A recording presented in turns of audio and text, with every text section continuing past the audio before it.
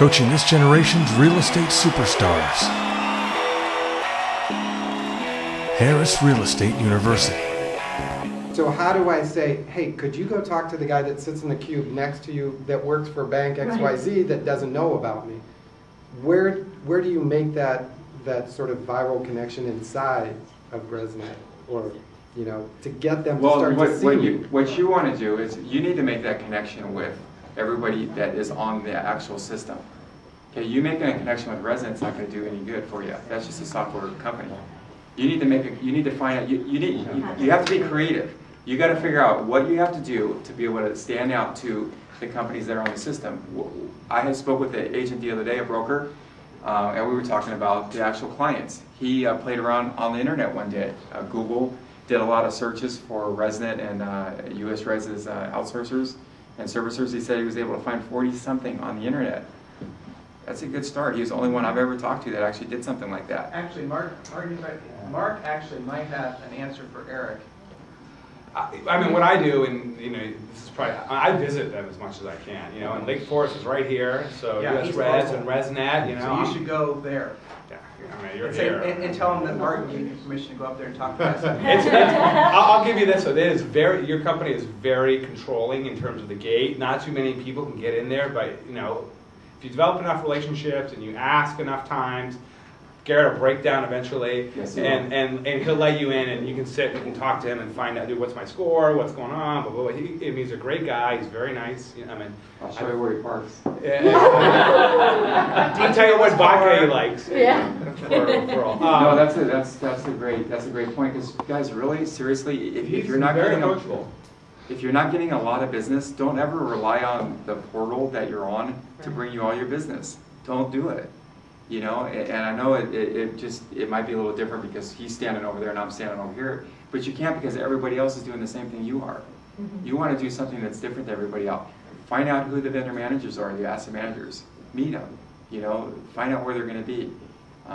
Whether you can, get a hold of them or call them. If you speak with 100 of them, even if 90 of them, throw you to the wayside, at least maybe 10 of them. This is a numbers game. So I would definitely don't ever put your stock in just being in the portal that you're using. Do everything you can to stand out on the portal, but don't sit back and hope that they're going to just send you business.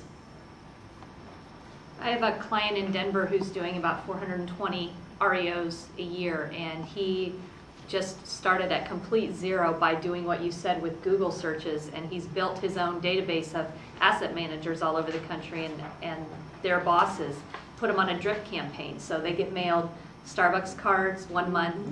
When the postage increase went up, we sent them all 10 2-cent stamps to help offset their cost for that. So getting them on a drip campaign and taking good care of them shows that you're really interested in getting their business when the floodgates finally open. That's awesome. Are you a Bronco fan? I'm actually a Washington Redskins fan. No, that's a really good point. And really think about this opportunity right now. If you guys can actually get in there and make contacts and pick a couple up, what's going to happen is when you see these properties come through, that's going to be huge income for the next couple of years.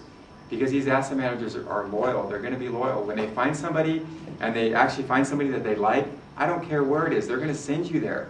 Because they're tired of dealing with these other agents that I told you guys about earlier. They deal with that every single day, and it gets frustrating. So, any other questions? Yeah, how do you deal with that guy with the pants down? I've got because my girls are a little bit younger right now, and I'll probably be there soon. Bring him over. It's frustrating. And so, I have my children are older. I mean, I have 3 of them that graduated, and I have 2 of them in high school, and then I have my baby who's in elementary still. And the 2 youngest are girls, and one day, because they're all friends with their brother's friends, and one day my daughter, she was, before she went into high school, she was playing Xbox with a gentleman. He looked a little bit older, and I just assumed that he was her brother's friend, So I'm like doing my stuff on my computer, and they get talking, and all of a sudden he found out he's a junior in high school. And I was like, excuse me, you're a junior? Are you here with Manuel or Nicole? He's like, I'm here playing with Nicole. And I had to walk him out. No, No, this is my daughter. Unless you're like, you know, unless definitely you're smaller than me, you know what I mean? There's no getting around my daughter.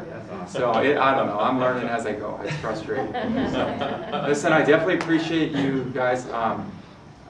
If you do have any questions, feel free to, you guys can give me a call. And make yourself stand out. Be different. Don't stop. Whether you've been in business for a year or 10 years, there's a lot of money out there to be made. Take advantage of it. For free daily coaching, go to timandjulieharris.com. Harris Real Estate University.